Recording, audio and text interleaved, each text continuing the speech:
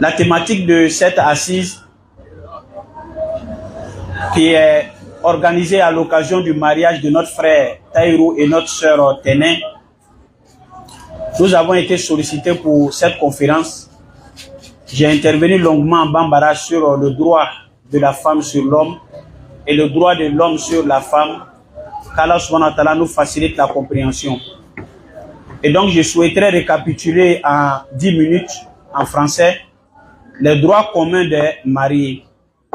Comme premier droit, quand je dis droit commun, j'espère que vous comprenez bien, c'est-à-dire que le droit légal entre monsieur et madame, il en est de même pour vous deux.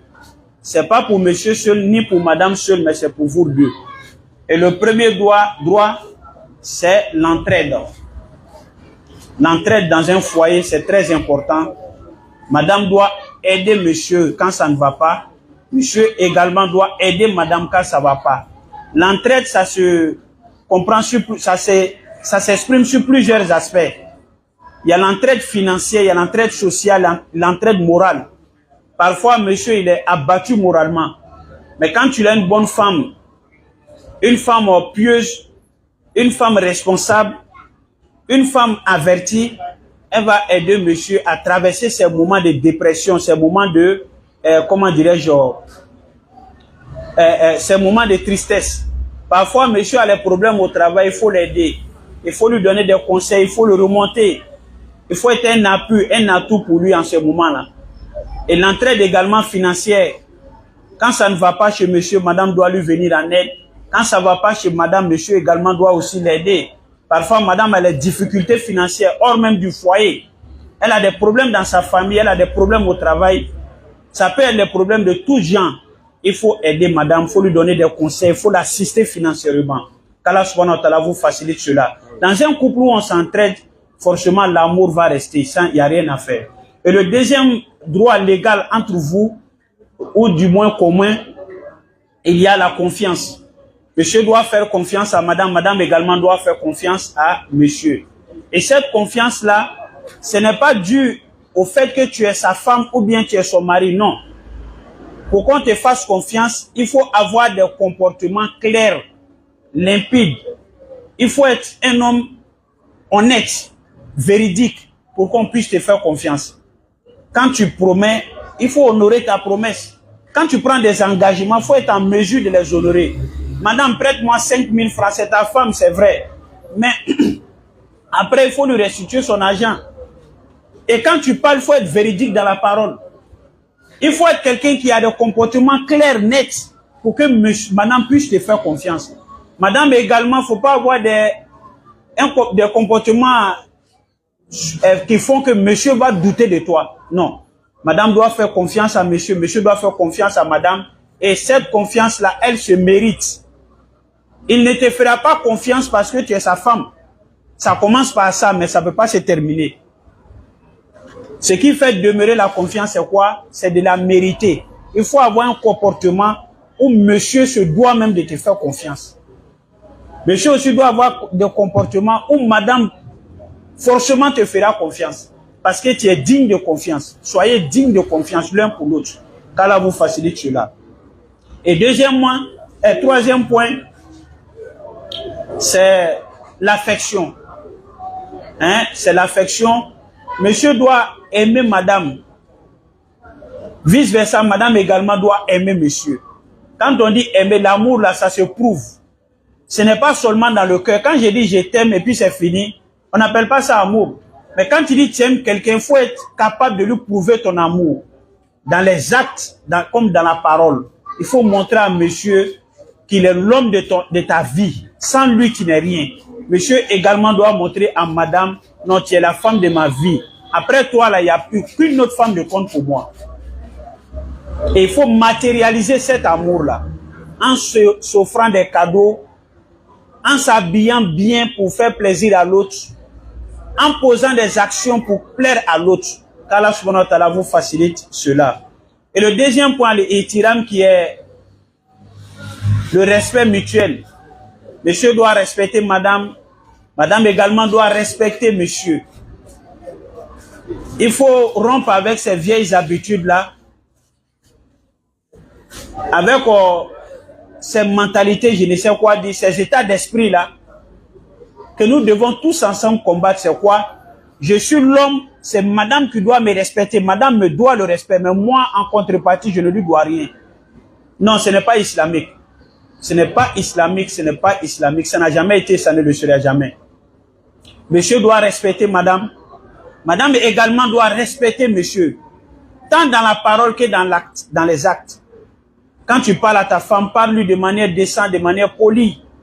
Avec politesse, avec respect, avec considération. Pour qu'elle aussi en retour puisse te respecter. Tu veux qu'on te respecte, il faut respecter.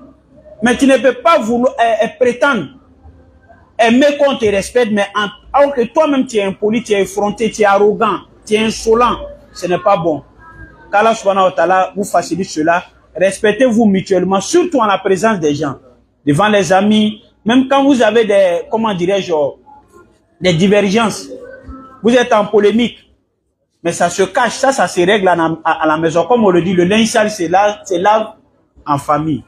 Et donc, le respect mutuel, faites de ça votre cheval de bataille. Respecte monsieur, respecte madame. Madame également respecte, pardon, monsieur également, il faut respecter madame. Et il y a également le pardon. Quand on décide de s'unir, il y a un proverbe africain qui dit cela: vivre ensemble, accepter de vivre ensemble, c'est d'accepter de se faire du tort. Oui, c'est avec madame que tu vis à la maison. Forcément, il va arriver des fois où tu vas poser des actions qui ne va pas plaire à madame. Madame également va poser des actions qui ne va pas te plaire à toi. Mais il faut pardonner à madame pour ses manquements, ses offenses. Hein? Mon frère Taïrou, il faut pardonner. Il faut lâcher prise. Il faut aider madame dans ces moments d'erreur, pendant, comment dirais-je, quand elle est fautif, quand elle est en erreur, il faut l'aider à sortir de son erreur. Il ne faut pas être les gens de personnes, quand tu vis avec eux, tu as beau été bon le jour où tu arrives à poser une mauvaise action, ou bien tu as fait quelque chose qui ne lui plaît pas, c'est comme si tu n'avais jamais été bon, non. Il faut faire la différence entre madame et ses mauvaises actions. Chérie, tu es ma femme, je t'aime, je t'aimerai toujours. Tu ne cesseras pas d'être ma femme parce que tu as commis ça et ça. Non. C'est tel comportement que je te reproche, mais ce n'est pas ta personne à toi-même. Je t'aime. C'est très important. Faites la différence entre ça. Le comportement de madame et madame elle-même. On peut être bon et puis faire des erreurs. Personne n'est à l'abri de cela. Nous sommes des hommes, nous ne sommes pas parfaits. Et donc, dans un foyer, il faut qu'on se pardonne les erreurs pour qu'on puisse avancer. Qu'Allah subhanahu wa ta'ala vous facilite cela. Et il faut faire preuve d'endurance. Il y a des moments qui sont très difficiles, mais quand on est endurant, Inch'Allah, ça passe. Allah subhanahu wa ta'ala nous dit dans le Saint-Coran, il est avec ceux qui sont endurants. Qu'Allah vous facilite cela. Et donc, comme 9e conseil, il faut, comment dirais-je, communiquer dans le foyer. Oui, il faut communiquer. C'est ce qui tue la plupart des foyers. Oui, on ne communique pas. On ne communique pas.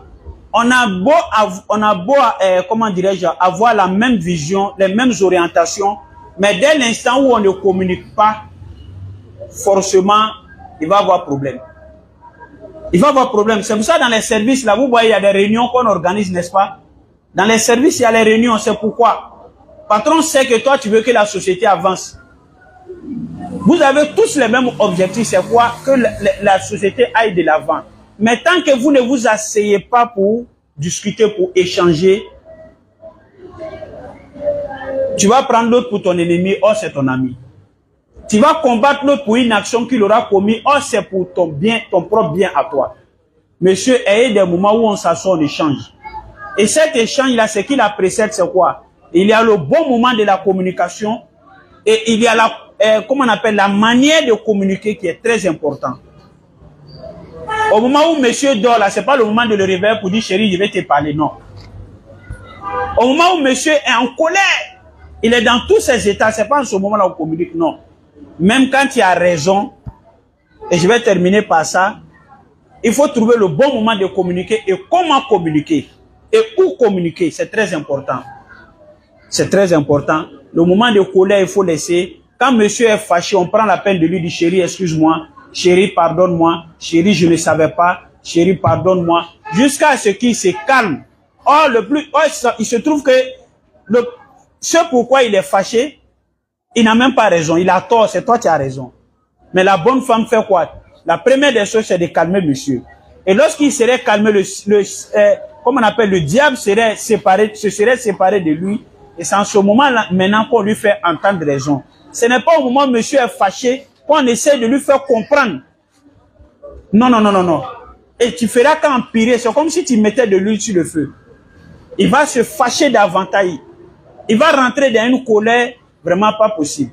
Et donc, Allah subhanahu wa ta'ala vous facilite cela. Et donc, comme dernier point, il y a quelque chose qui est très important dans le foyer, c'est quoi? Souvent, il faut apprendre, il faut faire le choix entre ta raison et la stabilité, le bien-être de ton foyer. C'est très important. Monsieur, souvent, il y a des situations dans ton foyer. Quand tu veux suivre ta raison, là, tu vas briser ton foyer, il n'y a rien à faire. Tu vas divorcer de ta femme, il n'y a rien à faire. Tu as raison, mais ici, là, c'est la raison qu'il faut laisser pour sauver ton foyer. C'est très important. Madame, parfois, il y a des conflits entre toi et monsieur. Tu as pleinement raison. Tu vas l'expliquer à n'importe qui. On va dire non, madame, toi, tu as raison, monsieur, tu n'as pas raison. Mais en ce moment-là, il faut mettre la raison de côté pour sauver ton foyer. qu'Allah subhanahu wa ta'ala vous facilite cela. Et le dernier point sur lequel je vais terminer, c'est la piété. Nous sommes musulmans. Tout ce que nous faisons dans notre foyer, sachant que nous aurons des comptes à rendre. Le mariage, au-delà de tout ce que nous venons de dire, c'est une adoration. Quand elle est bien faite, elle a des mérites. Quand elle est mal faite, elle a des conséquences. Ici-bas comme dans l'au-delà, nous aurons des comptes à rendre. Ce qu'on a dit, ce qu'on aura posé, même si les gens n'ont pas vu, mais Allah subhanahu wa ta'ala va nous demander compte. Et donc, soyez un couple pieux. N'est-ce pas? Soyez un couple pieux. Madame, faut encourager monsieur, tu es rentré dans sa vie. Faudrait que, après le mariage, monsieur soit plus assidu à la prière. Il soit plus obéissant de ses parents. Il soit plus généreux. On dira que, Taïrou, après son mariage, alhamdulillah.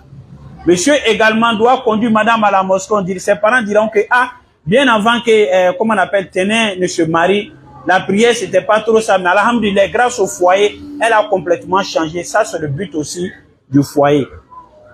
La piété, la piété, la piété. Qu'Allah subhanahu wa ta'ala vous facilite cela. Vous allez voir que dans le Coran, les 3 sourates qu'on prend pour célébrer le mariage, la sourate 4, le chapitre 4 du Coran, les femmes, au verset 1er. Le chapitre 3, la famille de Ali Mourad au verset 102. Le chapitre 33 au verset 62. Tous ces versets-là commencent par quoi? La piété. Un couple où il y a la piété, il n'y a aucune situation qui va vous dépasser. Mais lorsqu'il n'y a pas de piété, c'est comme une belle maison construite, mais sans muraille. À tout moment, vous pouvez faire objet d'attaque. Qu'Allah subhanahu wa ta'ala nous facilite cela. Sur ce, assalamu alaikum wa rahmatullahi ta'ala wa barakatuh. Comme on avait dit, après l'intervention, on va vous donner 10 minutes pour les questions-réponses. Inch'Allah. Et après cela, on va faire des doigts pour les 2 mariés. Qu'Allah subhanahu wa ta'ala facilite le reste du programme. Assalamu alaikum wa rahmatullahi ta'ala wa barakatuh.